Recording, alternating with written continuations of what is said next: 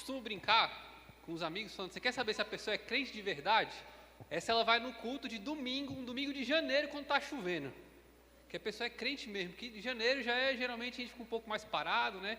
Às vezes as crianças estão de férias, ainda mais chovendo, daquela preguiça sair de casa, né? Mas glória a Deus pela sua vida, porque você escolheu estar aqui essa noite. Que o Senhor possa falar ao seu coração, como tem falado ao meu, para que Ele gere em nós transformação de vida, porque nós sabemos que nós precisamos ser transformados, não é mesmo?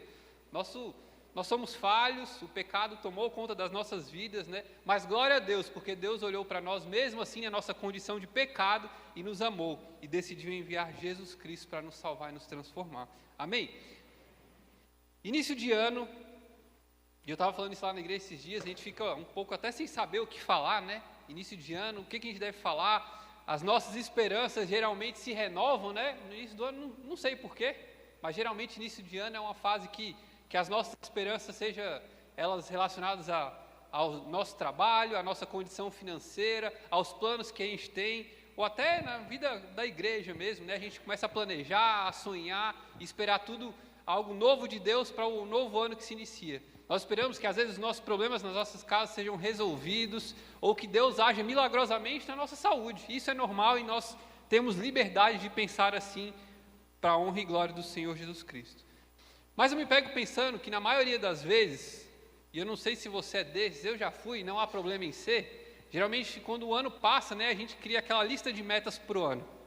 2024, eu vou ter como meta cuidar mais da minha saúde, ou vou estudar mais, ou vou me organizar para ler a Bíblia toda a Bíblia durante o ano, ou mudar o jeito com que eu me relaciono com a minha esposa, com o meu esposo, com os meus filhos, ou com os colegas de trabalho.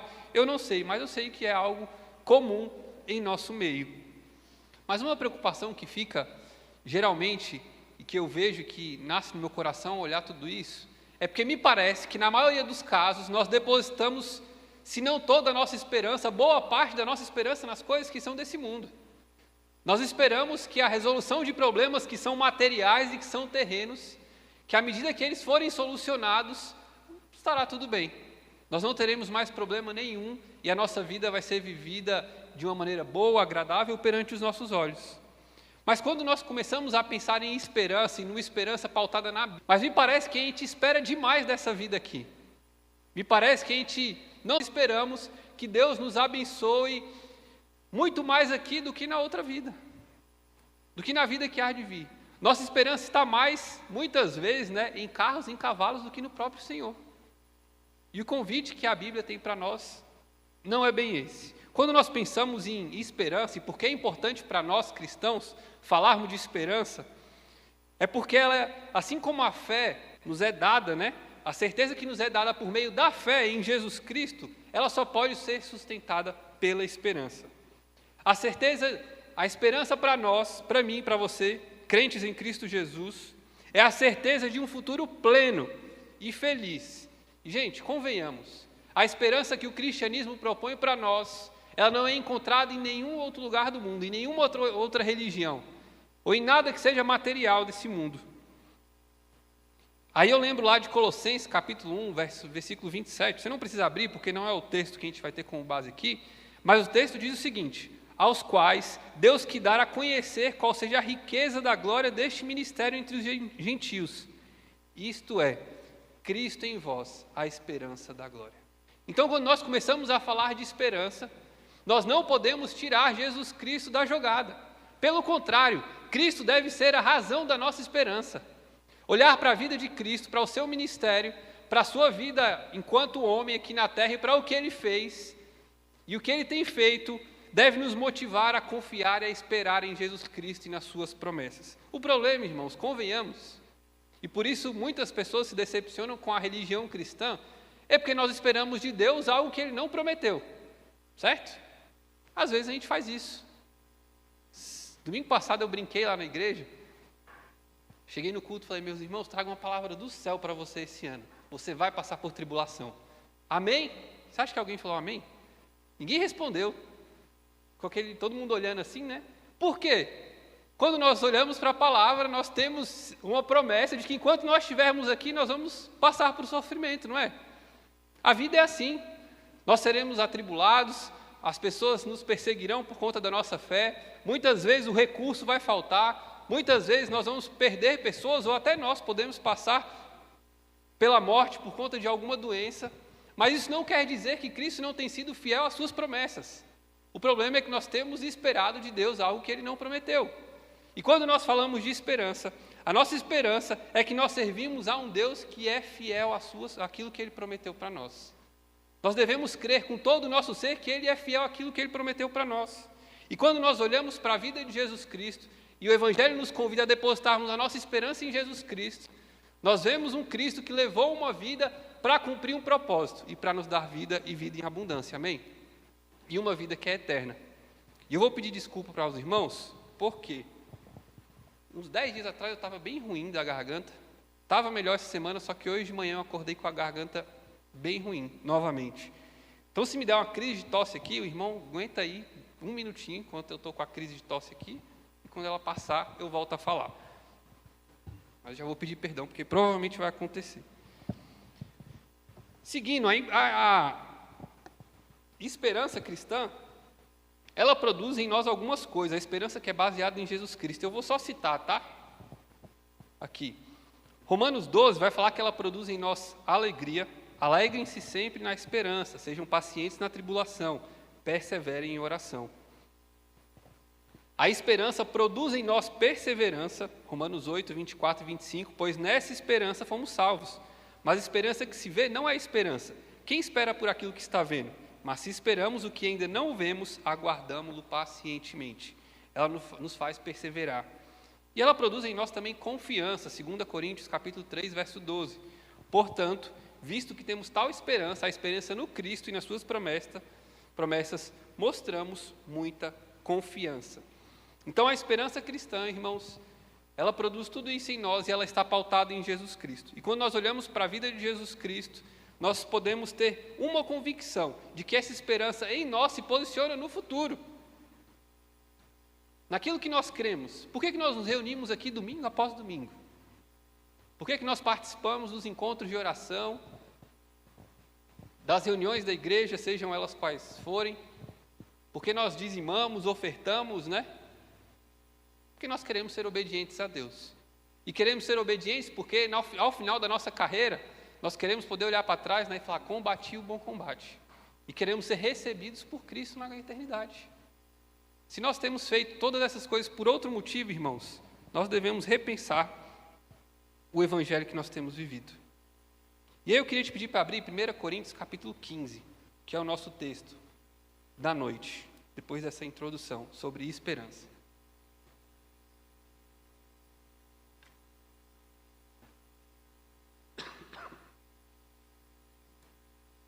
A igreja de Corinto foi uma igreja fundada pelo apóstolo Paulo, 5 anos mais ou menos antes de escrever essa carta, esse texto que nós vamos ler.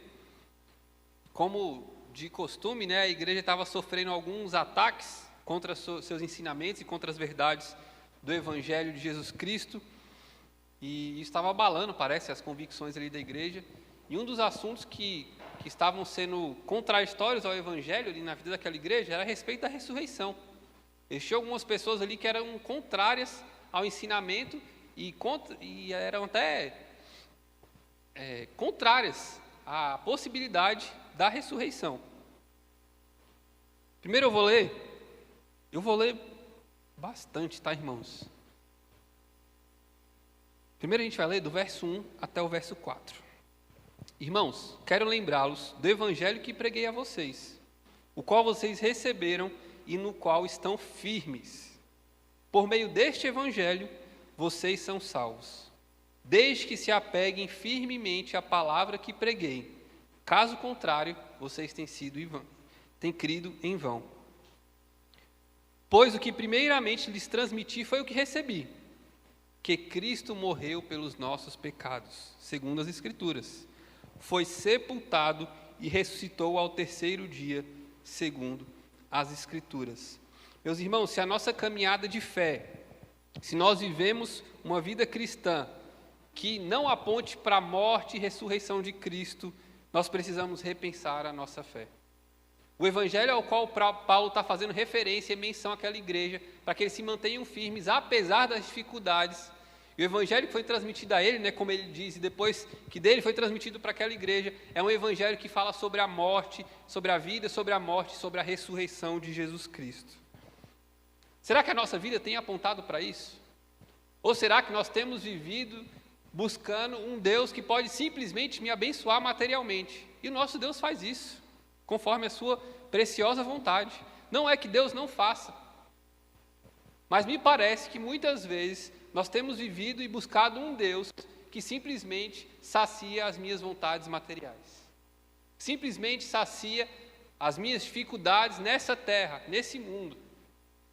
É o Deus que pode me dar recurso, é o Deus que pode me curar, para que eu possa viver a vida conforme eu quero, para que eu possa alcançar os objetivos lá da minha lista de início de ano, porque eu sei que é aquilo que vai trazer a minha felicidade. O Evangelho de Jesus Cristo, irmãos, antes de qualquer coisa, é um Evangelho que aponta para um Cristo, que veio a esse mundo, que sofreu, que morreu, mas que ressuscitou. E o convite que Ele tem para mim e para você é para vivermos uma vida que aponte para essa realidade, mesmo diante dos desafios da vida. E aí volta lá atrás, né, na palavra que eu dei lá para a igreja brincando, esse ano, eis que te digo, você vai passar por tribulação. Que mesmo em momentos de tribulação, o chamado do Evangelho de Deus para as nossas vidas, a razão da nossa esperança, que é Jesus Cristo, nos convida a vivermos uma vida que aponte para a morte e ressurreição desse Cristo. A esperança que nos é dada é sustentada a fé que nos é dada, é sustentada pela esperança. Que esperança? A esperança de que da mesma maneira que Cristo ressuscitou, nós ressuscitaremos um dia. A nossa esperança deve apontar para isso, porque a vida de Cristo apontou para isso. Lembra lá Colossenses?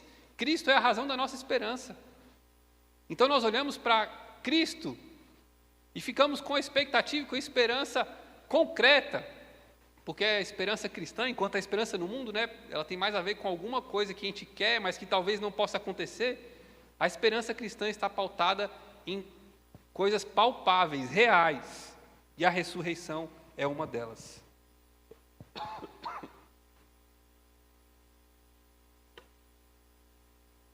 Esse é o evangelho que o apóstolo Paulo pregou para aquela igreja, é para esse evangelho que ele está chamando de novo aquela igreja. E aí a gente vai lá para o verso 10 e para o verso 11, que diz: mas pela graça de Deus sou o que sou, e sua graça para comigo não foi inútil. Antes, trabalhei mais do que todos eles, contudo, não eu, mas a graça de Deus comigo. Portanto, quer tenha sido eu, quer tenha sido eles, é isso que pregamos. E é nisso que vocês creem. É interessante a gente olhar para a vida do apóstolo Paulo e para a transformação que Deus fez na vida dele, né? Antes ele era um cara que perseguia pessoas como eu e você. Perseguia e queria levá-las para a morte. Mas olha só o que a esperança no futuro, na ressurreição, na vida eterna, fez na vida do apóstolo Paulo. Transformou a sua vida por completo. A esperança que foi dada a Paulo por Jesus Cristo, depois do encontro que ele teve com o próprio Cristo, transformou, virou do avesso a vida do apóstolo Paulo. Porque, irmãos, é isso que o Evangelho faz. Ele transforma. Ele muda. Eu costumo brincar principalmente com o pessoal mais novo lá da igreja, falando: meu irmão, você diz que você é crente, né?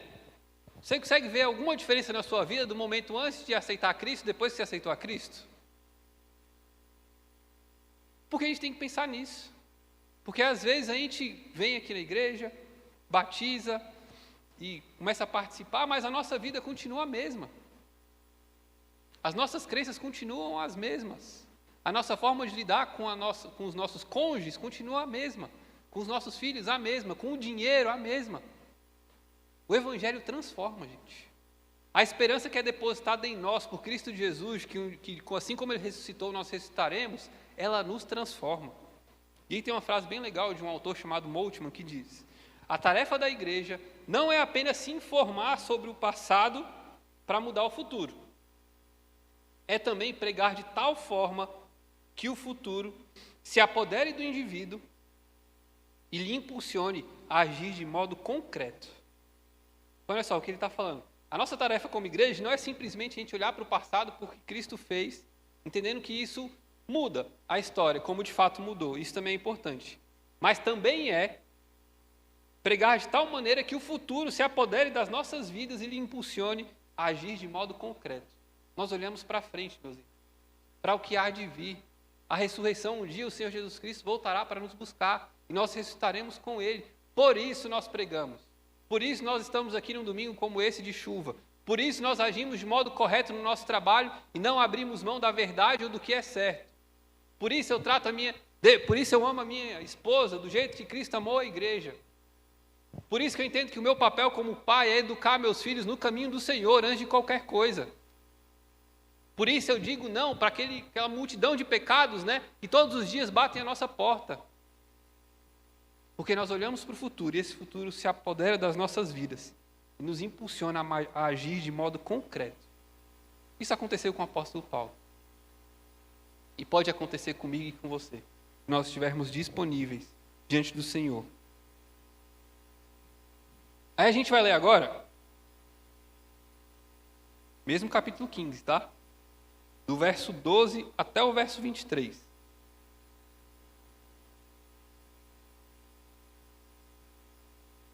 Ora, se está sendo pregado que Cristo ressuscitou dentre os mortos, como alguns de vocês estão dizendo que não existe ressurreição dos mortos? Paulo estava questionando aquela cola que estava pregando contra a ressurreição ali. Verso 13. Se não há ressurreição dos mortos, nem Cristo ressuscitou. E se Cristo não ressuscitou, é inútil a nossa pregação, como também é inútil a fé que vocês têm. Mais que isso, seremos consideradas falsas testemunhas, pois contra ele testemunhamos que ressuscitou a Cristo dentre os mortos. Mas se de fato os mortos não ressuscitam, ele também não ressuscitou a Cristo. Pois se os mortos não ressuscitam, nem mesmo Cristo ressuscitou. E se Cristo não ressuscitou, inútil é a fé que vocês têm e ainda estão em seus pecados. Neste caso, também os que dormiram em Cristo estão perdidos. Se é somente... Olha esse versículo aqui, irmãos. Verso 19. Se é somente para essa vida que temos esperança em Cristo, somos de todos os homens os mais dignos de compaixão. Mas de fato Cristo ressuscitou dentre os mortos, sendo ele as primícias entre aqueles que dormiram.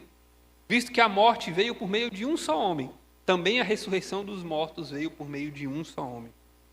Pois da mesma forma que Adão, todos morreram, em Cristo serão vivificados. Mas cada um por sua vez, Cristo, o primeiro. Depois, quando ele vier, os que lhe pertencem. O assunto da ressurreição, irmãos, que é talvez a ápice da nossa fé, do momento da nossa fé, né, da nossa esperança, é de extrema importância para a igreja de Cristo Jesus. Eu ouso dizer que nós não duvidamos da ressurreição, né? Como igreja de forma geral, nós não duvidamos, nós cremos, mas nós não esperamos por ela. Nós não esperamos pelo momento em que o Senhor Jesus Cristo vai voltar e que se nós tivermos morrido aqui nessa terra, nesse corpo, nós ressuscitaremos, ou aqueles que morreram ressuscitaram com Cristo. Nós não esperamos. E talvez isso seja tão problemático quanto a ideia de não acreditarem na ressurreição, como aqueles homens não estavam acreditando. Nós não podemos esquecer que a nossa esperança não está nesse mundo, porque se ela estiver, se nós esperarmos de Deus, de Cristo, simplesmente para esse mundo, o que o verso diz? Nós somos as pessoas mais dignas de compaixão. Coitada da pessoa que espera de Cristo somente para esse mundo. Coitado daqueles que esperam que Cristo simplesmente abençoe as suas vidas terrenas e materiais. Paulo, para a mesma igreja, né? Vai nos convidar a esperarmos aquilo que é incorruptível, né? Aquilo que é imaterial, aquilo que é invisível. Porque, irmãos, tudo que a gente vê vai passar. Inclusive a sua dor, o seu sofrimento, a sua angústia. Cristo em nós é a esperança da glória. A certeza de que assim como Ele ressuscitou, nós ressuscitaremos, deve tomar conta do nosso coração, do nosso ser, transformar a nossa vida a ponto de nós sermos completamente diferentes. E o apóstolo Paulo usa algumas palavras fortes aqui, né? Se nós não cremos, e aí que eu mudando, né? Se nós cremos, mas se nós não esperamos, se nós não depositamos a nossa esperança nisso, inútil tem sido a nossa fé. Inútil tem sido nos reunirmos aqui domingo após domingo. Inútil tem sido nós investirmos recursos. Inútil tem sido nós não cometermos os nossos pecados. Inútil tem sido a nossa fé se nós não esperamos a ressurreição. Inútil tem sido a nossa fé. As promessas de Deus revelam pouco a pouco o esplendor desse povo. E eu sempre falo lá na igreja, a gente erra, sabe por quê, irmãos? A gente fala pouco sobre isso. A gente fala pouco sobre o dia que o Senhor Jesus Cristo vai voltar para nos buscar. Sobre o que está nos esperando, né? Convenhamos, irmãos. Eu sei que a gente não tem acesso à completude ou à integridade de como vai ser o céu, mas nós temos boas informações. Mas poucos de nós sabem que nós iremos trabalhar lá, o que nós vamos fazer lá. Lembra que eu tenho um primo. Ele falava brincando, mas assim, você via que no coração dele era sério. Ah, Marco, eu prefiro ir para o inferno, sabe por quê? Eu penso que o céu para mim é como se eu estivesse entrando no elevador, sabe? Fica tocando aquelas musiquinhas chatas de elevador, você vai esperando, chega para algum lugar, sabe que tem lá. Irmãos, convenhamos. Muitas vezes a gente pensa isso também. A gente não sabe o que nos espera. Isso é culpa nossa. Quem está à frente da igreja pregando o evangelho. Tanto é, e quando a gente olha para a religião islâmica, né? Por que aqueles homens vão lá e se explodem com uma bomba e matam milhares de pessoas? Porque desde a pequenez deles, desde que eles nascem, eles são instruídos e eles aprendem sobre o que há de se esperar na vida por vir. E eles esperam ansiosamente por aquilo. Claro que eles têm uma fé vã, né? Que não aponta para Deus. Não é verdade o que eles pregam. Mas eles são instruídos desde pequenos. E a gente falha nisso. Mas nós precisamos entender, irmãos, que o evangelho só é completo na ressurreição de Cristo. Esses dias lá na igreja, nós ficamos, se não me engano, 2 meses falando sobre a vida de Jesus. Uma série de mensagens. Sobre o que Jesus fez, né, enquanto homem aqui nessa terra. Seus milagres, isso é tudo maravilhoso. A gente sai motivado, né, quando a gente ouve uma palavra a respeito de um milagre de Jesus, da transformação de Jesus na vida de uma pessoa, seja ela física, na sua saúde ou espiritual. Só que a gente terminou a série justamente na morte de Cristo. E eu parei para pensar e falei, gente, está errado. Porque não acaba aqui. O evangelho é completo na vida de Jesus. Estava desde o princípio, né? Nós vemos isso lá em João, no verbo que se fez carne. Em todo o seu ministério, enquanto homem, aqui na terra, na sua morte, morte de cruz, mas também na sua ressurreição. Para que hoje eu e você pudéssemos olhar para essa história, para tudo que ele fez e pudéssemos esperar ansiosamente por esse momento. A obra de Jesus só está completa na ressurreição. Momento onde Deus vai julgar todos os seus inimigos, sendo a morte, irmãos, o último deles. Eu costumo falar e pensar, eu tenho trazido isso no meu coração, que o único problema que nós temos é a morte, irmãos. As outras coisas são fichinha perto da morte. E quando eu falo de morte, aqui não estou falando simplesmente da morte física, tá? Mas da morte eterna.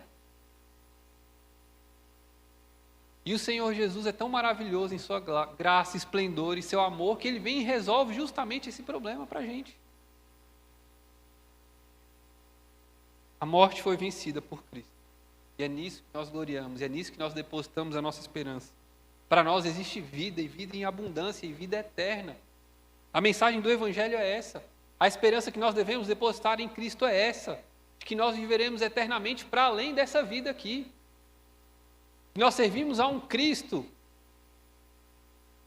que não serve simplesmente para saciar o desejo mal do meu coração e do seu aqui nessa terra, mas um Cristo que ressuscitou e vai voltar para nos buscar e que tem preparado para nós uma morada eterna. Será que nós temos vivido como se de fato toda a nossa esperança estivesse depositada em Jesus e as suas promessas?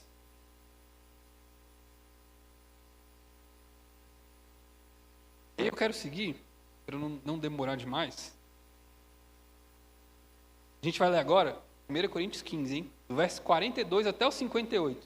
Eu sei que é muita leitura, geralmente eu não faço isso, mas tem alguns textos que eles por si só já falam muito melhor do que eu. Por isso eu quero ler com os irmãos esse trecho aí que é um pouquinho maior, do verso 42 até o 58.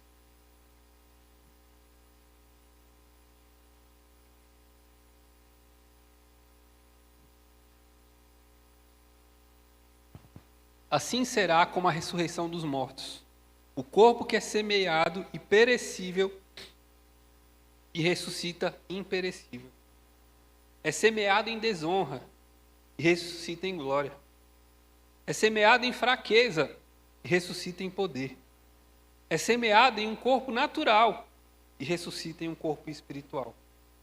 Se há corpo natural, há também um corpo espiritual. Assim está escrito. O primeiro homem, Adão, se tornou um ser vivente. O último Adão, espírito vivificante. Não foi o espiritual que veio antes, mas o natural, depois dele o espiritual. O homem era do pó da terra, o segundo homem, dos céus. Os que são da terra são semelhantes ao homem terreno, os que são dos céus, ao homem celestial. Assim como tivemos a nossa imagem do homem terreno, teremos também a imagem do homem celestial. Irmãos, eu declaro a vocês que carne e sangue não podem herdar o reino de Deus. Nem o que é perecível pode herdar o imperecível. Verso 51. Eis que eu digo um mistério. Nem todos dormiremos, mas todos seremos transformados. No momento, num abrir e fechar de olhos, ao som da última trombeta, pois a trombeta soará, os mortos ressuscitarão incorruptíveis, e nós seremos transformados. Pois é necessário que aquilo que é corruptível se revista de incorruptibilidade, e aquilo que é mortal se revista de imortalidade. Quando, porém, o que é corruptível se revestir de incorruptibilidade, e o que é mortal de imortalidade, então se cumprirá a palavra que está escrita: a morte foi destruída pela vitória. Onde está, ó morte, a sua vitória? Onde está, ó morte, o seu aguilhão? O aguilhão da morte é o pecado e a força do pecado é a lei. Mas graças a Deus que nos dá vitória por meio do nosso Senhor Jesus Cristo. Portanto, meus amados irmãos, mantenham-se firmes e que nada os abale. Sejam sempre dedicados à obra do Senhor, pois vocês sabem que no Senhor o trabalho de vocês não será inútil. Amém, glória a Deus, o Senhor é bom. E olha só que interessante, o texto fala para a gente, e aí pegando um resumão do capítulo 15 como um todo, né? Que um redentor morto não é capaz de ressuscitar ninguém. Como eu disse, a completude do Evangelho se dá na ressurreição de Cristo. Mas glória a Deus porque nós servimos a um Deus que ressuscitou, a um Cristo, a um Redentor que ressuscitou. Esse é o nosso Cristo. E por isso nós ressuscitaremos. A morte de Cristo, irmãos, voltando para a vida dele, né? Não foi uma obra do acaso. Não pense que Deus foi pego desprevenido com a morte de Jesus, então ele teve que pensar numa estratégia surpreendente, né? Para salvar a minha vida e a sua de última hora, então ele fez o troço dele lá e ressuscitou Jesus. A morte do Cristo, nós vemos ela sendo profetizada ao longo de toda a história. Anos e anos antes do nascimento do Cristo, nós vemos a morte de Cristo sendo anunciada. Por quê, irmãos? Porque isso vai fazer parte da minha história e da sua história. Porque a ressurreição fará um dia parte da nossa história. Porque a nossa esperança não está nesse mundo. Porque a nossa esperança não está no que é corruptível. A nossa esperança não está no que é natural, mas no que é espiritual. Mas naquilo que é eterno.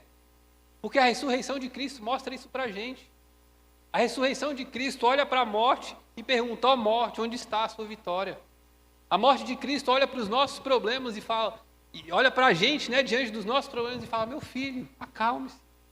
mantenha-se firme. Não tem sido inútil o trabalho de vocês. E essa palavra é muito forte, eu confesso que essa palavra me pega nesse texto. Porque lá em cima, né, o apóstolo Paulo fala que tem sido inútil a nossa fé se nós não pregamos a um Cristo que morreu e que ressuscitou. E no final do texto ele conclui falando que aqueles que depositam a esperança nesse Cristo, na ressurreição desse Cristo, que não tem sido inútil o nosso trabalho. Meu irmão, se você tem vivido uma vida assim, o seu trabalho não tem sido inútil. A sua dor não tem sido inútil. O seu sofrimento não tem sido inútil. Porque nós não vivemos para essa vida aqui. Porque nós não vivemos para esse mundo. Nós esquecemos, irmãos, que nós somos peregrinos. Nós esquecemos por vezes que nós estamos aqui de passagem. Que essa não é a nossa casa. Irmãos, como é bom voltar para casa. Eu gosto muito de viajar. Mas o melhor momento da viagem é o momento que eu abro a porta da minha casa. Mas às vezes a gente se esquece disso porque o nosso coração está tão apegado às coisas desse mundo. Porque o nosso coração está tão apegado à vida desse mundo. Que nós nos desesperamos diante de dor, sofrimento e falta. Há uns 20 dias, meu avô faleceu.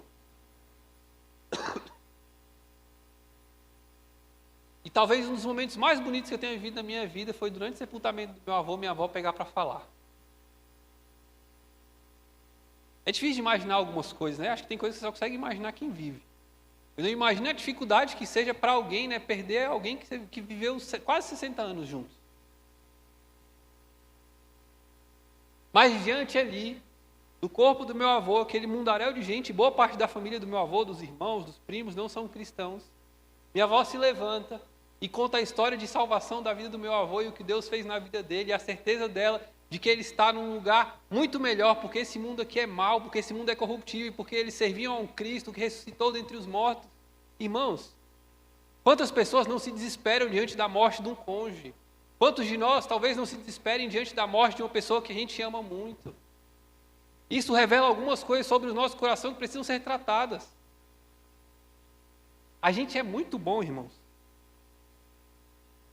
Ou não sei se a gente é muito ruim. Nesse sentido, porque a gente é capaz de pegar coisas que são boas e transformá-las em coisas pecaminosas. Casamento, coisa de Deus, irmão. Nós sabemos disso. Mas nós somos capazes de pegar o casamento, uma obra divina que é de Deus, e depositar no nosso cônjuge toda a nossa esperança e expectativa, né? Nos nossos relacionamentos. Dinheiro não é problema. O problema é o amor ao dinheiro, né? Nós não somos capazes de amar ao dinheiro de tal maneira que se nós não temos, nós começamos a questionar a Deus, a questionar as pessoas que estão ao nosso redor, a igreja e por aí vai.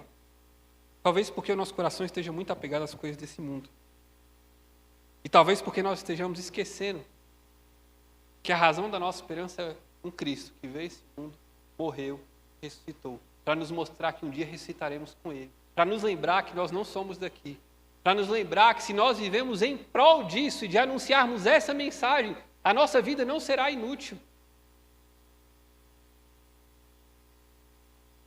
E como é ruim fazer uma coisa inútil, né? É ruim quando você faz um trabalho, que aquele negócio de dar um trabalhão, que você termina e fala, cara, isso aqui para nada. Não adiantou nada, foi inútil o meu trabalho. Você quer viver uma vida útil? Creia no Senhor Jesus. Anuncie a sua morte e ressurreição. Deposite a esperança nesse Deus que, da mesma maneira que ressuscitou ao Cristo, ressuscitará a minha vida e a sua quando Ele voltar para nos buscar. Porque assim nós teremos plena convicção e certeza de que a morte foi derrotada. Não só convicção, mas nós viveremos isso para a honra e glória do Senhor Jesus Cristo. Meus irmãos, falar sobre esperança não é fácil. Porque é difícil, né, nós abrirmos mãos de algumas coisas. Tem coisas que são muito preciosas para nós nesse mundo. Mas o convite de Deus para nós não é para esperarmos desse mundo, mas para nós termos resposta a esse mundo, respondendo com a sua mensagem, o seu evangelho, que foi derramado na cruz. Amém? Vamos orar?